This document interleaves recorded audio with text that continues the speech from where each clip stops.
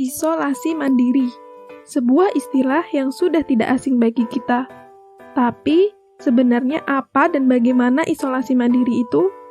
Yuk, tonton video pedoman isolasi mandiri ini sampai selesai. Sebenarnya, apa itu isolasi mandiri? Isolasi mandiri merupakan upaya memisahkan seseorang yang terkonfirmasi COVID-19 dari orang yang sehat dan bertujuan untuk mengurangi resiko penularan.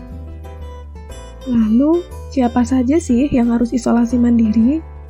Pertama, orang yang mengalami gejala COVID-19 dan sedang menunggu hasil tes.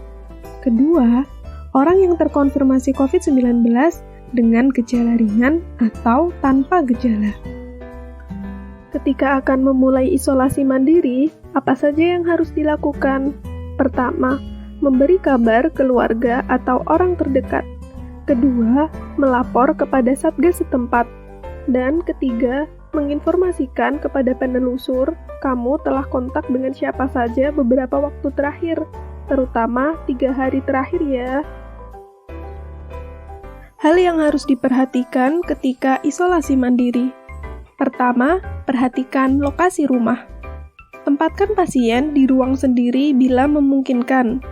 Kedua, perhatikan ventilasi. Buka jendela untuk meningkatkan sirkulasi udara. Dan ketiga, lakukan tindakan pencegahan seperti selalu menggunakan masker dan rajin cuci tangan. Selanjutnya, usahakan tempat tidur dan toilet pasien terpisah dari anggota keluarga yang sehat. Begitu pula ketika makan dan minum, pasien terpisah dari anggota yang sehat, dan jangan menerima tamu ketika isolasi mandiri. Lalu, apa saja yang harus dipantau? Pertama, pantau suhu tubuh dengan termometer 2 kali sehari. Kedua, pantau saturasi oksigen menggunakan oximeter. Ketika nilai saturasi oksigen menunjukkan angka 100-95%, itu berarti nilai saturasi oksigen normal. Ketika menunjukkan angka 94-93% secara terus-menerus, sebaiknya segera hubungi dokter atau fasilitas kesehatan terdekat.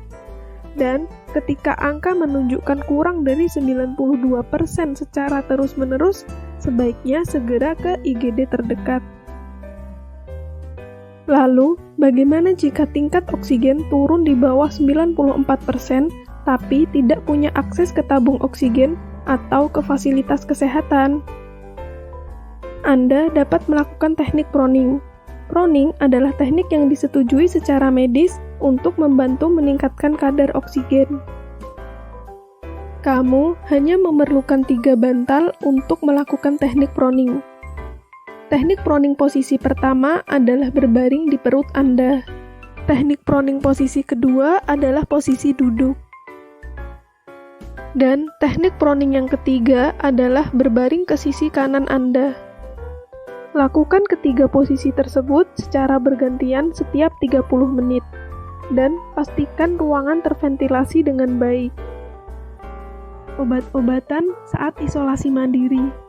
Ketika mengalami demam, nyeri otot, atau sakit kepala, minum parasetamol. Minta petunjuk tenaga kesehatan terkait dosisnya. Ketika kadar oksigen di bawah 92%, hubungi penyedia pelayanan kesehatan. Gunakan oksigen dan minum steroid sesuai anjuran tenaga kesehatan jika tidak bisa segera dirawat di rumah sakit. Selanjutnya, tanda bahaya seseorang harus dibawa ke fasilitas kesehatan. Pertama, mengalami demam yang terus meninggi walaupun sudah meminum obat penurun panas. Kedua, mengalami sesak nafas. Ketiga, mengalami penurunan kadar oksigen dengan saturasi oksigen di bawah 92%.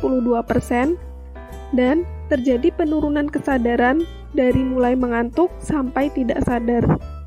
Kapan seseorang dinyatakan selesai isolasi mandiri? Ketika ia tanpa gejala, maka minimal melakukan isolasi mandiri 10 hari pasca swab PCR pertama. Ketika dengan gejala, minimal 10 hari pasca gejala, ditambah 3 hari tanpa gejala demam dan gangguan pernafasan. Jangan lupa pantau dan lapor kondisi. Misalnya, jika mengalami keluhan baru, dapat menghubungi fasilitas kesehatan terdekat atau hotline COVID-19. Jika mengalami keluhan rasa sakit sedang atau berat, terutama sesak nafas dan sangat lemas, segera hubungi fasilitas kesehatan terdekat. Nah, sekian video ini. Thank you for watching. Jangan lupa untuk patuhi protokol kesehatan. Semoga kita selalu diberi kesehatan. Isolasi mandiri, sendiri hari ini, untuk bersamamu esok nanti.